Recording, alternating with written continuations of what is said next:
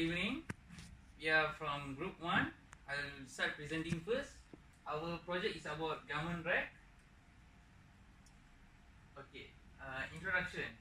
As you can see, there's a lot of type that we can analyze. But then we start choosing garment rack at first. The first garment rack we choose, it was simple, where there was only one type of loading.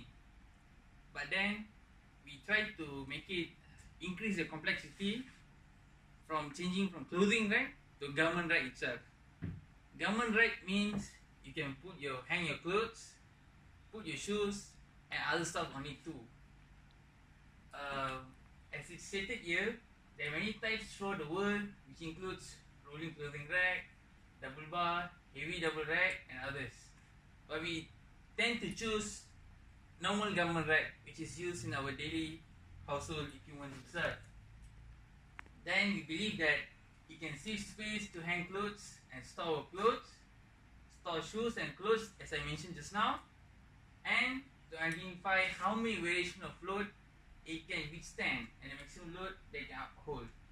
What it meant by here is, let's say if I hang clothes, shoes, if I put shoes and if I put more clothes, so I would like to know what's the number of load that it can withstand at each particular place where the force is reacting at a particular part.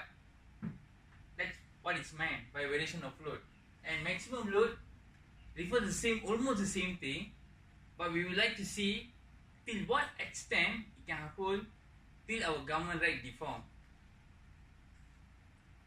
Okay, our objective is to determine the maximum number of load that the product can withstand, to analyze the effect of machine sizes, to determine the failure criteria and safety factor of the selected product.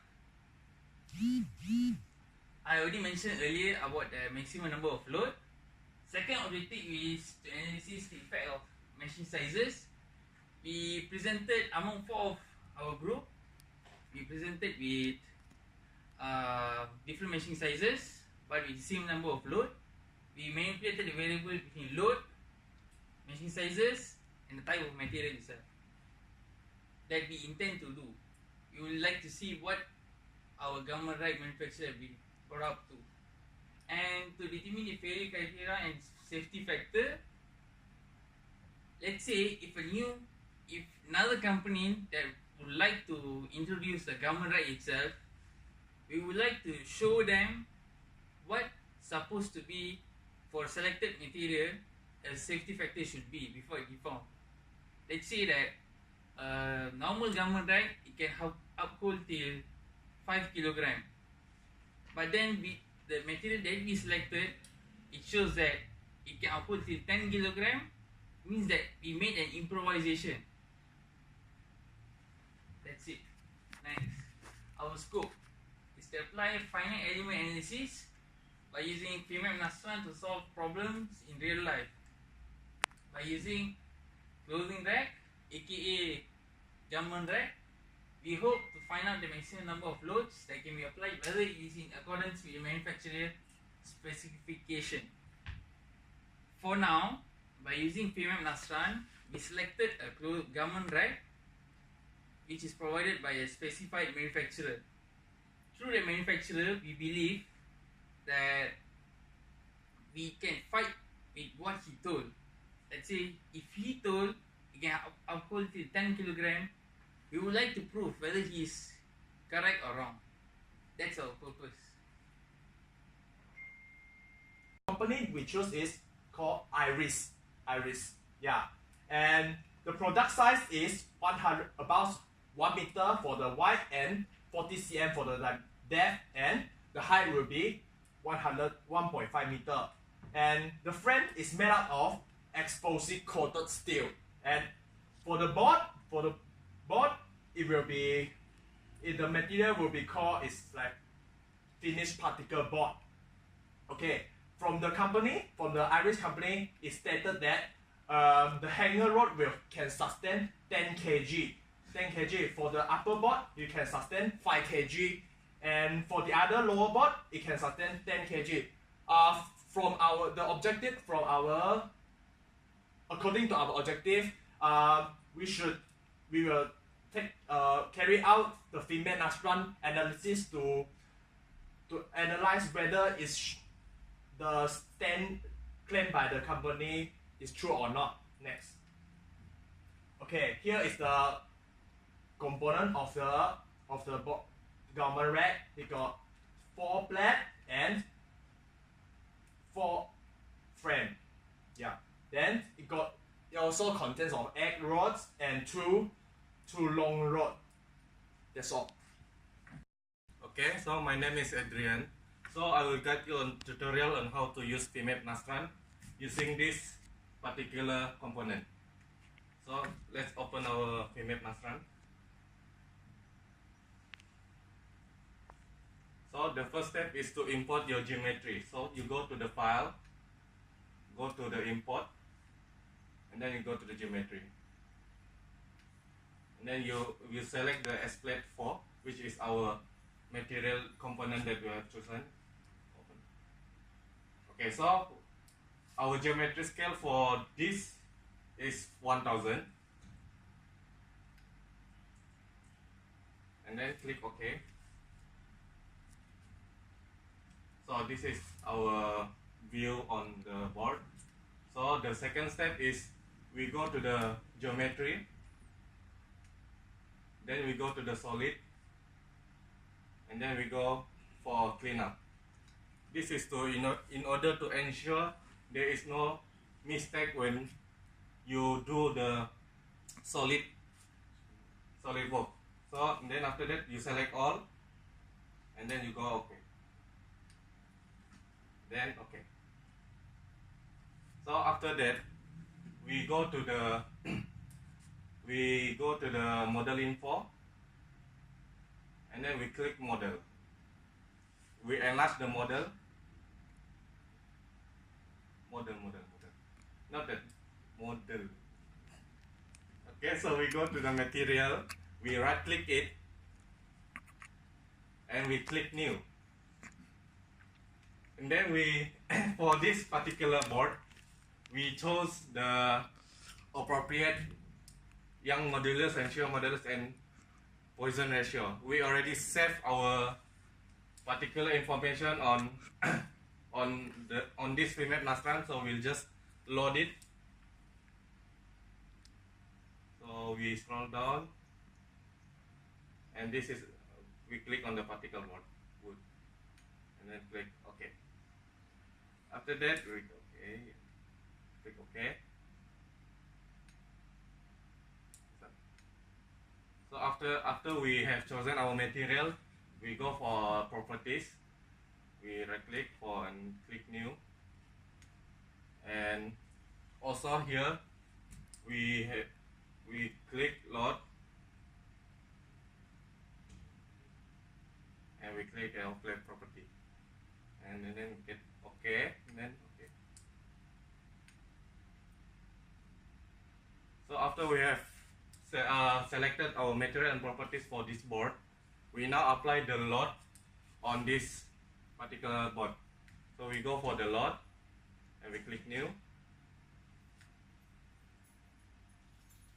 and the title we can just put it as a load, and we click OK. So we enlarge the load, enlarge it, and then we go for the load definition, and we go click on surface, and we select the surface where there is the load applied. So in this case it is on this surface. So we click it, and we click this surface, and we click OK. After that, we know that in this board, when we put our stuff there, it will apply for force per area. So based on the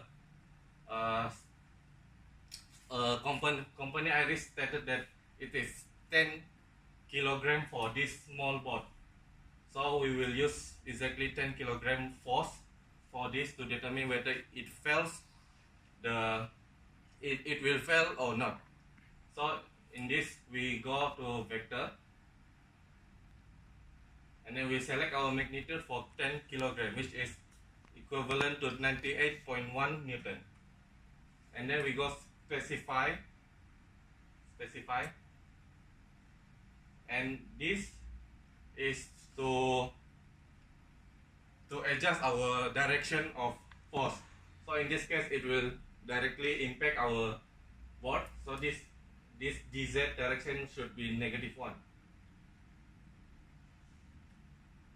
Then okay, and then okay.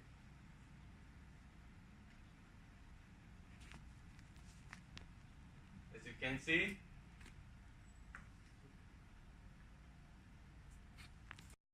okay, so this is our force after we apply. So the next is we set our constraint, which is fixed on these two sides. So we go constraint, we click new, we make a new constraint, and then we can write this for constraint fix. Then you click OK,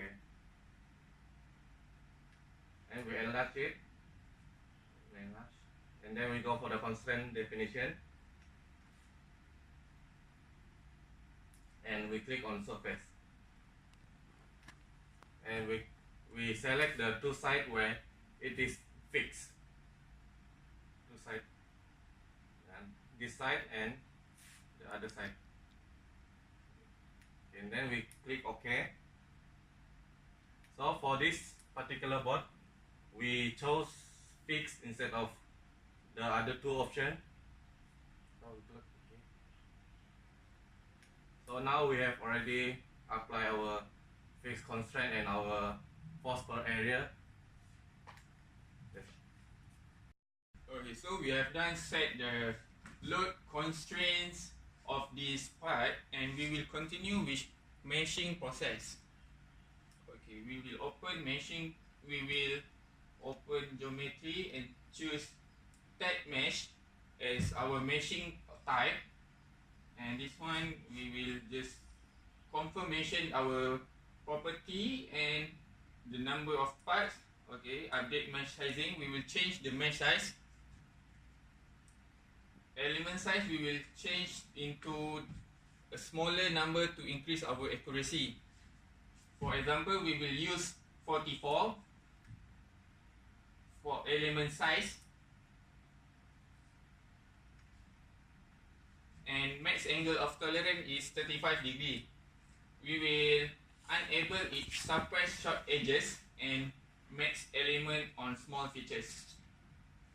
Click OK, and then OK once again. It will show the meshing on our parts. Okay, then we will continue with analyze, manage. In this part, we will set a new one before we proceed, and we have to set title for this part. As now we will set it as static test. Click OK. Okay, for now we will expand the options and master request, and so that we can see here there is boundary condition and external support element creation. We will extend it and confirm before we proceed to analyze. Okay, so now we will analyze this. Click analyze. Stay tuned. So we have completely analyzed this, and it took about 10 seconds only. And for now, we will close the analyzing monitor, and we will close the point, surface and knot toggle to see clearly our parts. Okay, for now our part look like this, and we will continue with post-processing tools, where here there is 3 options or features, which is deformation, contour and free body. For now we will just focus on contour and deformation. Okay, on deform tab we will see undeform, and we will make it deform so that can see the deformation shape is like this. Okay, and we change it into larger scale, actual deformation scale by 500, so that we can see.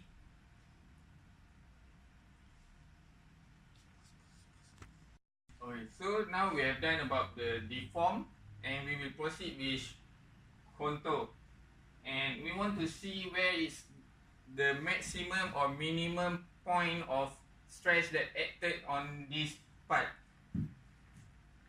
We will toggle on our contour, and we will see different kind of colors which indicator here, and we can see that there is red, green and blue color which indicate it's certain stress, and for finding the maximum and minimum stress we will find it at levels, and below scroll down, and we will turn on the label of maximum and minimum,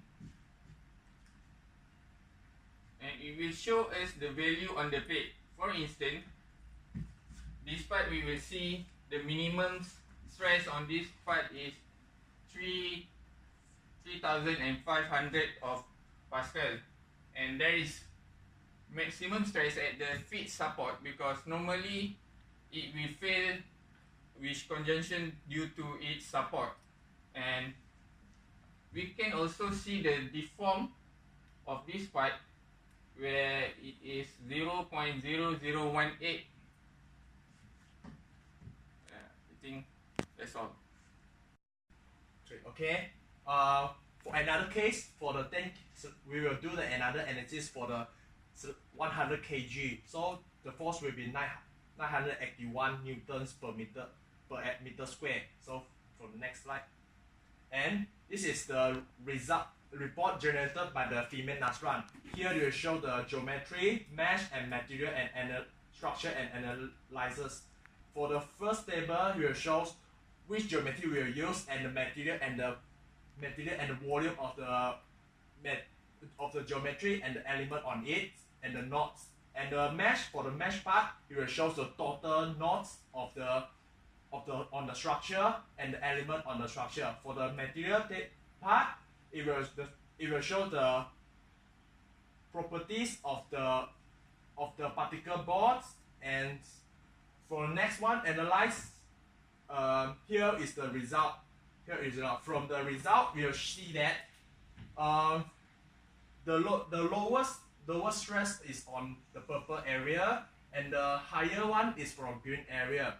And from the table, we can see that the maximum stress is 500. Yeah. Okay. So from the tables, we can see that the maximum stress on the geometry is the 552,000 1-meter stress, and the minimum is only 411 stress. And we can see that it shows the curve shape of the deformations, and at the fixed point it will have a higher stress on it, and it always shows the lower stress on the mid plate. Okay, that's all. Yeah, hi, I'm Shafiq back. Okay, so from the result that have been completed by FEM Nasran, we found that a lot of things that we can discuss regarding meshing size and safety factor itself. From what we have found, accuracy of the result is affected by the mesh density. Mesh density refers to mesh size, and the required computing time. Let's say if you choose a smaller element size for meshing size, let's say if I set 25 and 5, for 25 you compute in a faster, in a shorter time, but if 5 is compute in the longer time. Why? This is because if we decrease the meshing size, more meshing size elements will be formed in a particular object itself. So models with smaller meshing size yields higher accuracy but takes longer time to compute. While model with larger size leads to less accurate result but smaller computing time. That's why, as earlier mentioned, we try to use smaller machine size. And we found that too, changing machine sizes give us different values. Safety factor is also affected by machine size, where as you decrease the as safety factor decreases, quality of machine size increases too. That's it. Thank you.